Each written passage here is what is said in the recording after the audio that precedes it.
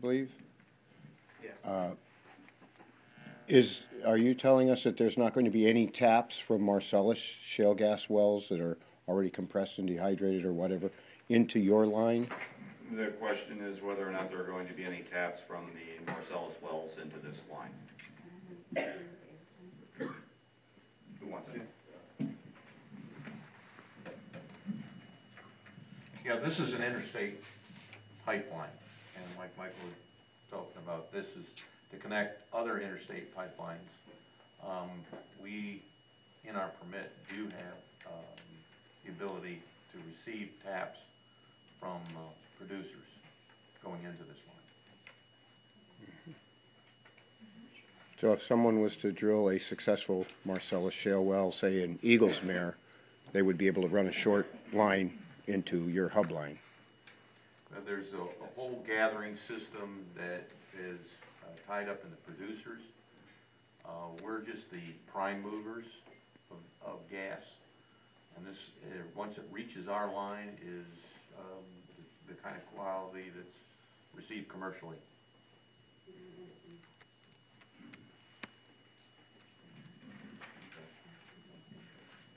All right. You, sir. I have one question. I live, as the crow flies, about 3 miles downwind of the station. And what I need to know is, am I gonna have the same problems that this place out in Dish, Texas had with high levels of carcinogenic and neurotoxic air pollutants coming at me? The question is this gentleman going to have, being downwind, Of course he is. is he going to have to worry about carcinogenic air pollutants and neurogenic? Neurotoxic. Pollutants where he lives. Based on the regulatory requirements that are set up specifically to protect that public health and human welfare, this is designated as a minor source, which suggests that as a minor source, downwind impacts will be insignificant for your public health. You will be protected for your public health.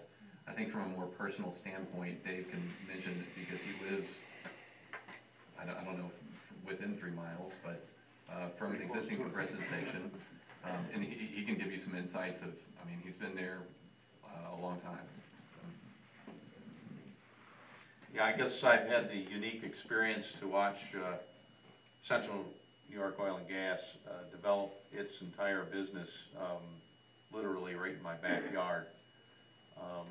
Quaker State drilled wells initially probably 300 yards behind my house, and once the gas was taken out of those wells, they were turned into storage wells, which is the origin for Central New York Oil and Gas business, which is gas storage. From there, lateral lines were connected to the storage to allow customers to put it into storage, and from there, a compressor station was developed to move that gas in and out of storage, and then with the inclusion of 2 more compressor stations in our recent north-south project, we now move gas from Millennium down to TGP, and with the inception of the Marc I project, we then will be moving gas from TGP or Millennium further south to the Transco interstate pipeline. So this is a north-south connection, and the in order to move that gas, compressor stations are necessary to provide the energy to move that gas up and down the pipelines. So this is an opportunity for moving gas similar to an interstate highway system or a railroad system, and that's why we're federally regulated, because we do move it interstate, and we're tied with interstate pipelines. The production that goes around us is another whole part of the business beyond us. My house is probably 4 miles from the station, the stagecoach station in New York State. Are you downwind? I'm Actually, I Yeah, am. you can live next to I'm something. west of the station, and I believe that's the prevailing You wind. can live on one side of a pig farm, not smell a thing, but your neighbor lives on the other side. I live in downwind dairy, and all I it live does in is dairy complain. country, so I smell everything. But another thing that scares me about this whole thing is NPR. You know, they interviewed this mayor, the mayor of this town, and he's telling me, and this is a little scary, if you don't learn from what has happened here, by the time that the odor gets bad enough for you to not want it there, by the time that the noise gets loud enough that it's disturbing you, it's already too late. Well, I'm not familiar with that particular facility.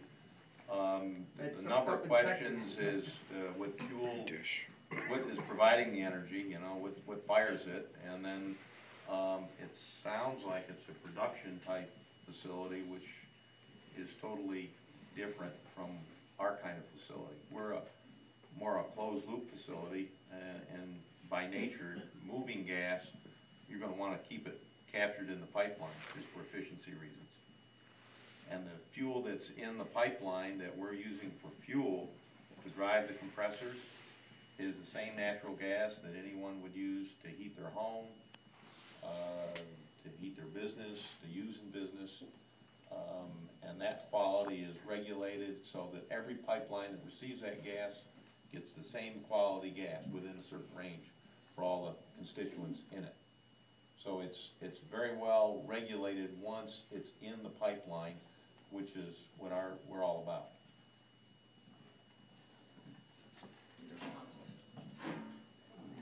Let me answer to that question Okay. about the health risk analysis. As Nels mentioned, that we did the short-term risk analysis on those counties. And I was just looking here, we did in Sullivan County too. And basically, the sampling demonstrated it's a very low risk at this point. The difference between Texas dish, you said, is they have a high benzene type of the gas over there, and it's more moisture in the gas. Here, luckily, it's a dry gas, and the benzene level is a very minimal. So that's the difference between the Texas dish and the Marcellus shale.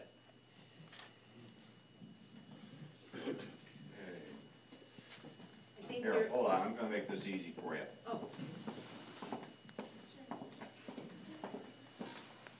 Your answer just confused me, Mr. Zaman.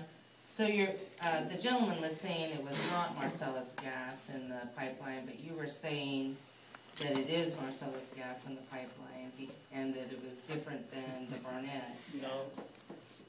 that's Because not, it didn't have benzene. that's not what I was explaining, because the general question was what's happening in this area. And what I was explaining it to, the general gas information. What they were saying is to transfer the gas, what they have, it's a transfer line. It's basically it's kind of like a small transmission line which transfers from one area to another area. But I'm talking about this Marcellus gas, which has nothing to do with these guys. Okay, I have a question for the gas guys. So this is processed gas that has the mercaptans in it already, or not? You said it was gas we burn in our homes? Transco gas is odorized. Okay, TGP gas is not, Millennium gas is not. And they're east-west interstate pipelines, and what Central New York Oil and Gas has is north-south interconnects with those pipelines. Thank you. Of course, I got it there just Yeah. in time for you to finish. so on your application, when you estimated emission rates from the engine, did you use actual emission rates from another compressor station, or design factors solely? These are emission guarantees by the vendors and emission control catalyst vendors. So not only did Caterpillar provide emissions estimates based on their model of the pipeline quality gas, but that was provided to the oxidation catalyst vendor, who then matched it up based on temperature, and the flow and other factors specific to this engine to come up with a not-to-exceed emission guarantee. The permitted factors were based on these not-to-exceed